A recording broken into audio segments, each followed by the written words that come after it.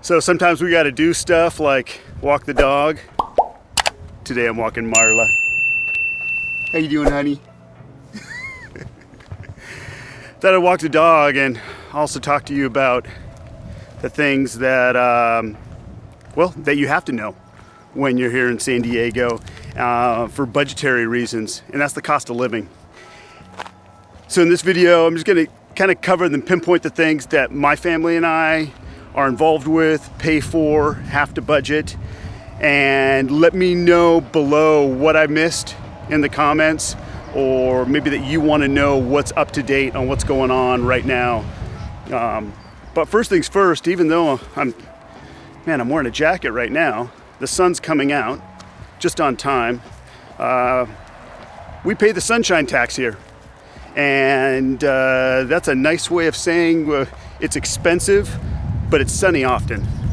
And about 3+ million San Diegans that live here enjoy paying that tax. Yeah, we've heard about, a lot of people also leaving San Diego, leaving California, but still plenty moving here as well that are willing to pay for that luxury with the weather. And just in the news the other day, we're getting some outlets basically saying San Diego has overtaken the San Francisco, the Bay Area, as being the most unaffordable. So maybe I need to make some t-shirts or hats that say just how unaffordable San Diego is. But I'll point it out. Hey, how about housing prices? I mean, that's one of the leading items there. The average home right now in San Diego, at the time of this recording, is over $1.1 million. That's just an average home here in San Diego. I mean, a condo, townhouse also isn't going to be drastically cheaper. You're still talking probably over $600,000. And if you can't afford that, rentals. Sorry, maybe I'm talking too loud. Marla's lizard hunting over here. Super focused. But rentals, if you can't afford the housing, you're not going to find anything. I mean, the average rental for not even a big home, just just an apartment, is getting closer to $3,000 a month. So prices there, yes, have absolutely increased over the last 1 or 2 years, tremendously due to the pandemic and everything going on, economically in our country.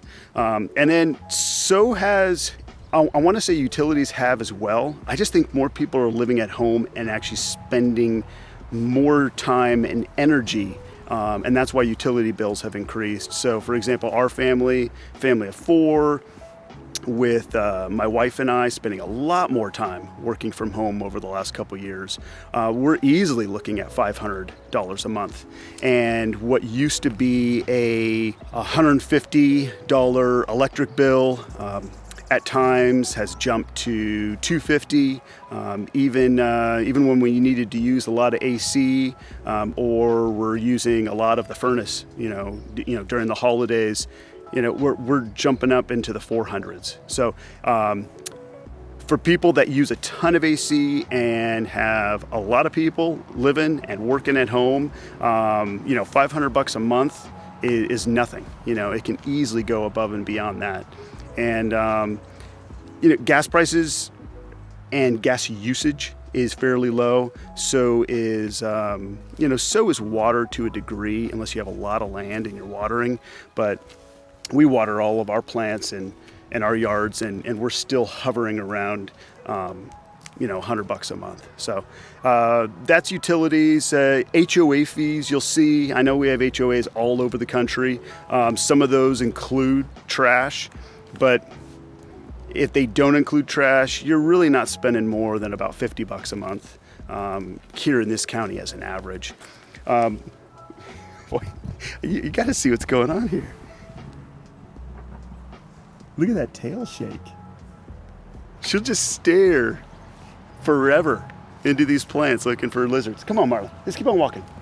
As I mentioned in other videos, San Diego is a very car mandatory area. Our mass transit is not phenomenal, and with a lot of driving comes, just the normal wear and tear on your vehicles, just like anywhere else. But I would also say it's even a little more expensive to have a car here. I'll talk about the fuel in a second, but also just the registration with the state of California, DMV.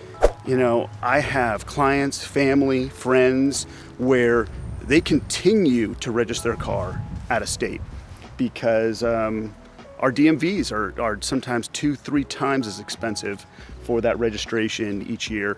And meanwhile, someone still keeps their Oregon plates or their Nevada plates.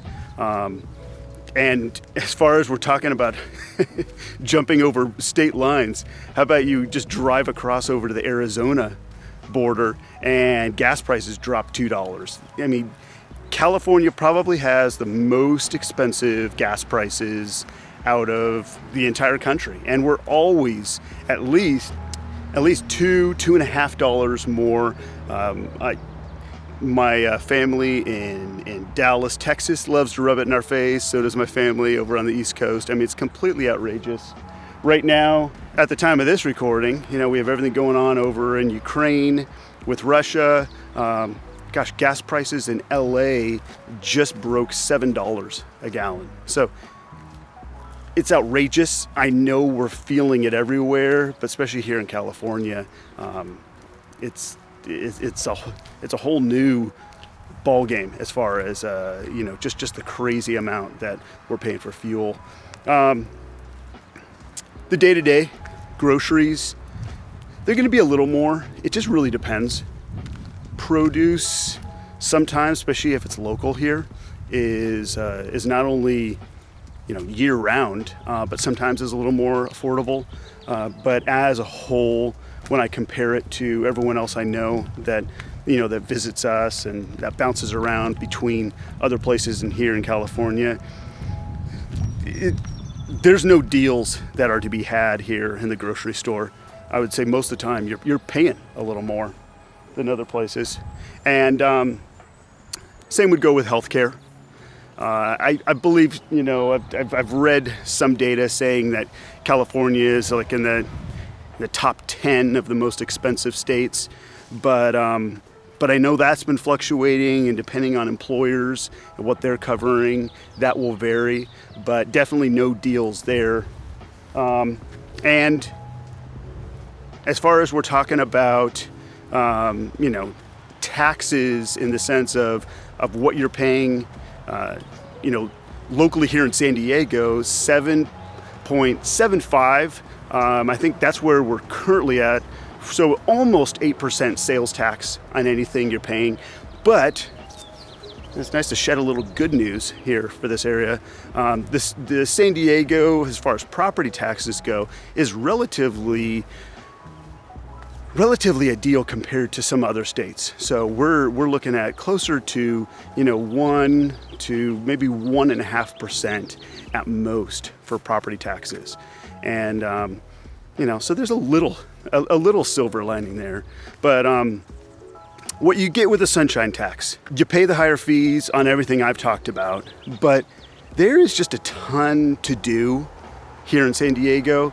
And if you are a resident of San Diego, there's just so many places you can go. I mean, the beach has to be in the top 3. That's absolutely free. So, I mean, you have these resources that are year-round that you can go to.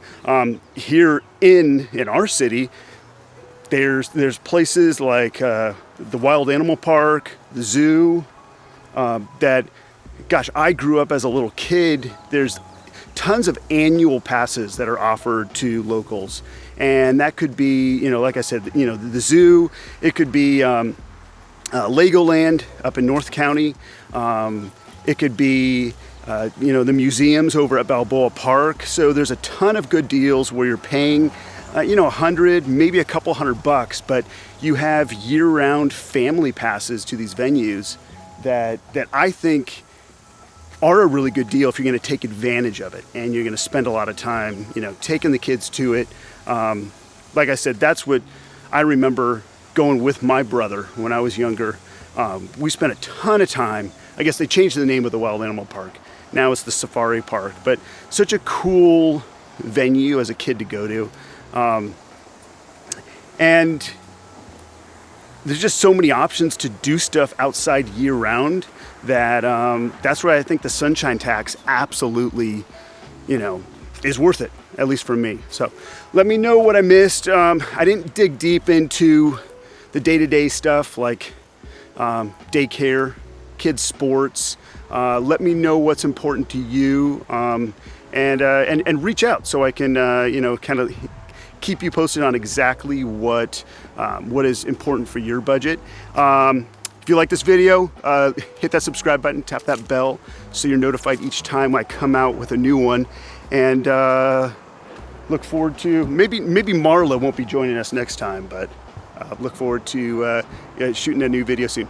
Take care. Say goodbye, Marla. Say goodbye, Marla.